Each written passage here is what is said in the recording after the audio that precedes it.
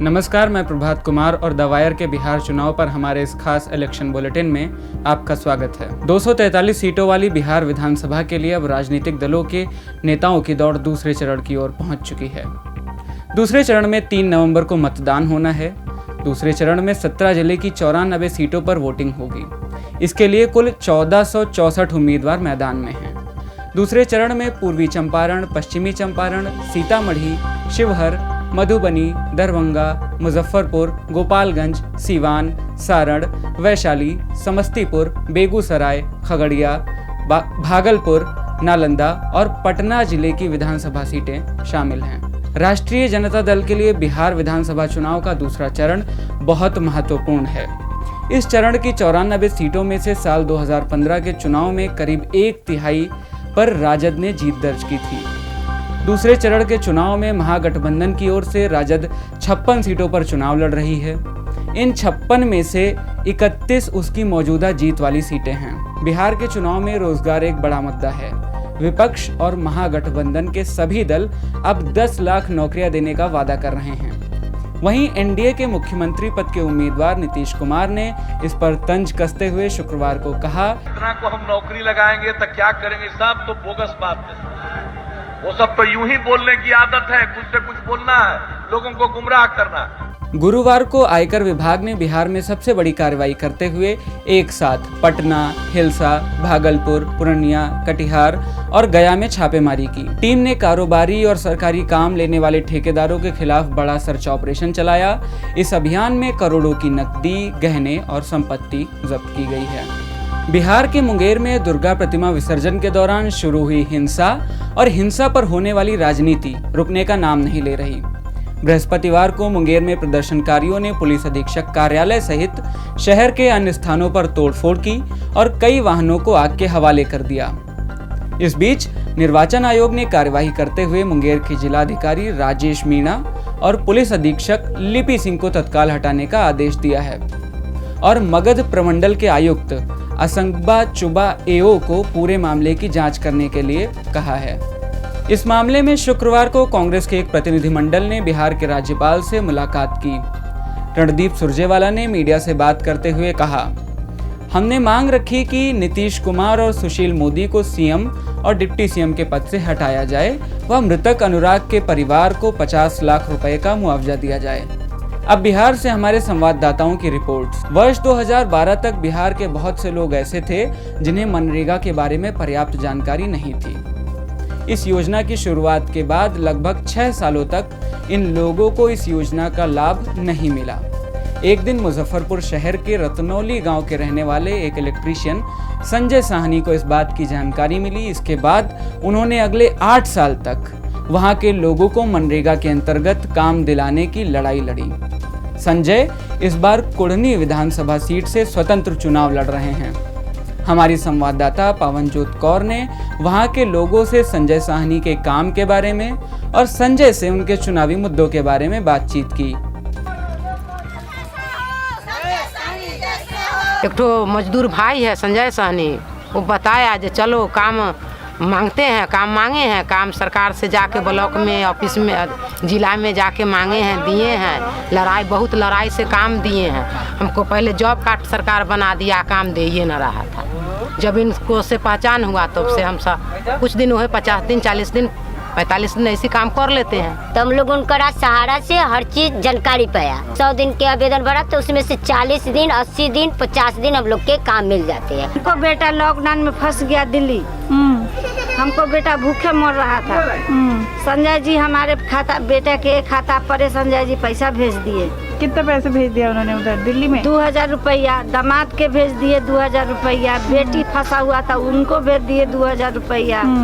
सब 6000 रुपया हमको तीनों मिला करके 6000 रुपया भेज दिए। आज तक के मोदी चाहे नीतीश जी नहीं पूछे कि हाँ जो परदेसी फंसा हुआ है कौन हाल में है या न है, से आज तक के हम लोग के लिए नहीं हुआ। 3 नदियों से घिरे हुए मुजफ्फरपुर जिले के औराई विधानसभा क्षेत्र के कई गांव आज भी आवागमन के लिए ग्रामीणों द्वारा चंदा इकट्ठा करके बनाए गए बांस बल्ली के अस्थायी पुलों पर निर्भर हैं। ग्रामीण बताते हैं कि कई बार वे इस बारे में नेताओं से मिले, पर आज तक उन्हें आश्वासन के अलावा और कुछ नहीं मिला। लोगों ने ये पुल कैसे बनाया, इसमें उन्हें किन समस्याओं का सामना करना पड़ा और उनका काम अभी तक कैसे चल रहा है, इसके बारे में हमारे संवाददाता मनोज सिंह ने वहां के लोगों से बातचीत की।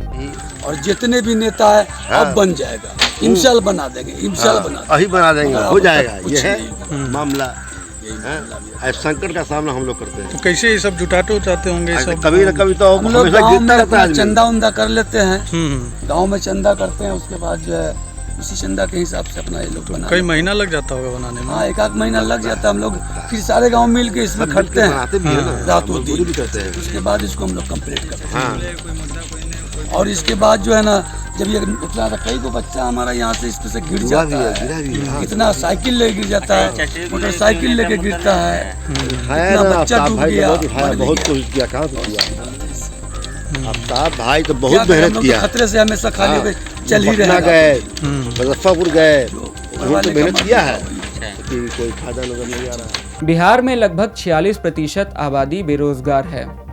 सामाजिक और आर्थिक रूप से पिछड़ा राज्य होने की वजह से और शिक्षा की गुणवत्ता की कमी के चलते एक बड़ी जनसंख्या ज़्यादा पढ़ी लिखी नहीं है और इस वजह से उन्हें रोजगार नहीं मिल पाता। इसके चलते लोग मजदूरी करने को विवश हैं। गांव में मजदूरी ना होने के कारण अधिकांश मजदूर दूसरे राज्यों में पलायन करते हैं। वहीं कुछ बिहार में ही राजधानी पटना में काम की तलाश के लिए आ जाते हैं। हमारी संवाददाता पवनजोत कौर ने पटना में ऐसे ही कुछ मजदूरों से उनकी परेशानियों और चुनाव में उनकी प्राथमिकताओं के बारे में बातचीत की। यहाँ पर हम आज 6 बजे आ जाते हैं, 12 बजे तक यहाँ इतना देखते हैं, तो चल जाते हैं रूम पर। कोई जिला में कोई काम नहीं है, जो है पटना में आके काम धाम करता है। लॉकडाउन में कहाँ जाएगा, दिल्ली पंजाब कहाँ जाएगा? सगर काम तो ऐसे हो रहा है, सरकार अपना भरने में रहता है, मजदूर को तो मार रहा है रोड पे।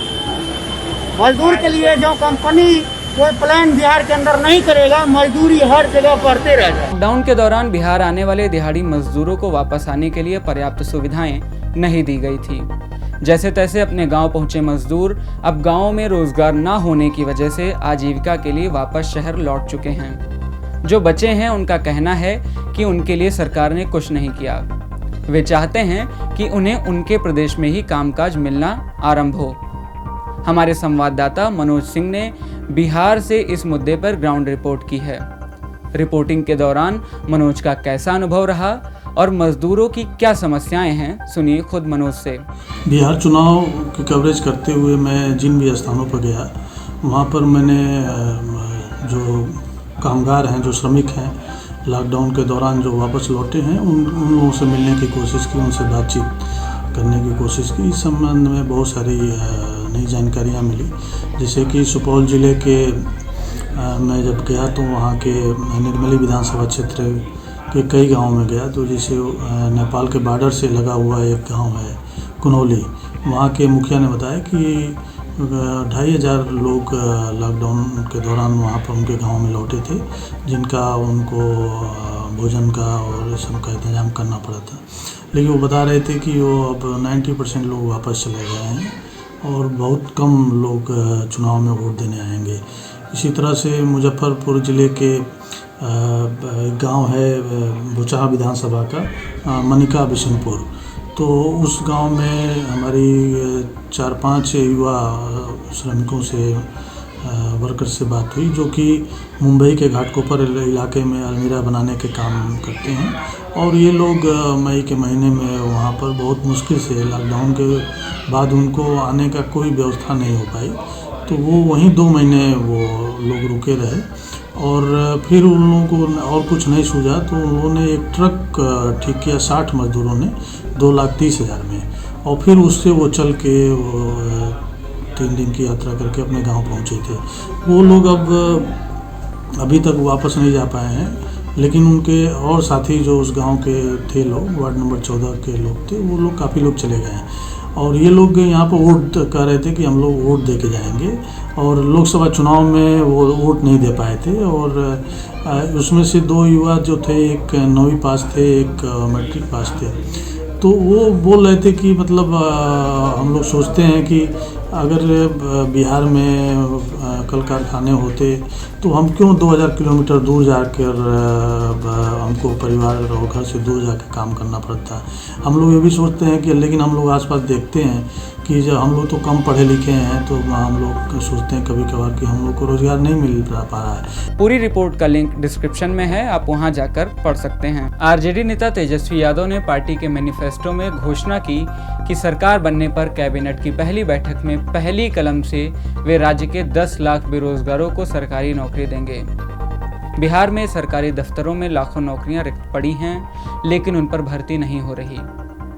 इसी पर सत्तारूढ़ पार्टी ने इसे हवाई घोषणा बताया। दवायर की सीनियर एडिटर आरफा खानम शेरवानी ने बिहार के सारण जाकर बेरोजगार युवाओं से बात करके उनकी स्थिति जानने की कोशिश की। ये बेहद दुखद बात है, और चाहे मुख्यमंत्री कोई भी हो और चाहे वो किसी तरह की राजनीति करते हो, सबसे बड़ी बात यह है कि पिछले कई दशकों में बिहार के युवाओं को सिर्फ वादा मिला है, सिर्फ प्रॉमिसेस मिले हैं और वो वादे तोड़े गए हैं, काम नहीं मिला है। बस यही है, खाली बात हो जिसे संतुष्टि ला हो ना तो है ये देंगे, बाकी मिला कुछ नहीं। हाँ, बाकी धीरज रखकर तुम्हारा देंगे ही। अब की भाई तू अपना काम करवा दो, उसके बाद हम ये देंगे वो देंगे, मिला कुछ ना, ऐसा है। तो आप राज्य से बाहर भी मजदूरी करने जाएंगे? जा रहे हैं, तो लॉकडाउन में फंसे थे ड्यू दमन में, वहाँ गुजरात में, तो वहाँ से आए हैं। आप गुजरात गए थे? हाँ हाँ, तो वहाँ लॉकडाउन में फंसे हुए थे, तो काम धाम सब कंपनियाँ बंद थी, तो उसके बाद बहुत डूब करके ट्रक उरक से आए, पैसा लगा के 2-3 हज़ार रुपया, तो अभी यहाँ बिहार आए। 2-3 हज़ार लगा के ट्रक से आया? हाँ, ट्रक से आए हैं। तो आपको कोई ट्रेन नहीं मिली, कोई बस नहीं मिली? नहीं नहीं, कोई कुछ नहीं। अगर रूम से बाहर निकल रहे थे तो पुलिस वाले मार रहे थे, मास्क लगा ही कि निकल रहे थे, तू बैठो खाने के लिए दे ही रही हैं, सब दे रहे हैं, तुम्हें जाने के बिहार क्या हो सकता है। तो हम बोले ना, बिहार जाएंगे, हम कमाने का कोई ज़रूरत नहीं, हम घर जाएंगे। कितने दिन हो गए आपको वापस आए हुए? हो गया हमको 2 महीने। 2 महीने से कोई काम मिला यहाँ पर? कुछ नहीं, अभी यहाँ तो दहाड़ में फंस गए। यहाँ पर इतने पानी था, यहाँ बाढ़ में फंस गया? पूरे गांव में मेरी इतना पानी था, छाती भर। हाँ, अब इतना पानी हो, अब पानी थोड़ा कम हुई है। आप ये देखिए, ये आपदा देखिए, संकट आपको लगता होगा कि शायद आपका जीवन बहुत दुख भरा है। आप इनसे मिलिए, क्या नाम है? मेरा धनेश्वर लाल यादव हुआ। धनेश्वर लाल यादव। धनेश्वर लाल जो हैं वो पहले गुजरात में काम करते थे, लॉकडाउन हो गया, लॉकडाउन में फंस गए वहाँ पर। उसके बाद कोई ट्रेन नहीं मिली, सरकार ने किसी बस का इंतज़ाम नहीं किया, ट्रक में कई हज़ार रुपए खर्च करके वो यहाँ पहुँचे जब अपने गांव, तो यहाँ बाढ़ आई हुई थी। तो इस बात से आप अंदाज़ा लगाइए कि एक ये युवा व्यक्ति हैं, इनके जीवन में इतनी ही उम्र में, इतनी छोटी उम्र में आप ये देखिए कि कितनी तकलीफ़ें इन्हें अब तक सहनी पड़ी। हमारे इस बुलेटिन में आप और क्या देखना चाहते हैं, हमें कमेंट्स में ज़रूर बताइए। बिहार चुनाव को लेकर हमारी टीम लगातार ग्राउंड रिपोर्ट्स कर रही है। आप हमारी वेबसाइट पर ये रिपोर्ट्स पढ़ सकते हैं और हमारे YouTube चैनल पर ये रिपोर्ट्स देख भी सकते हैं। धन्यवाद।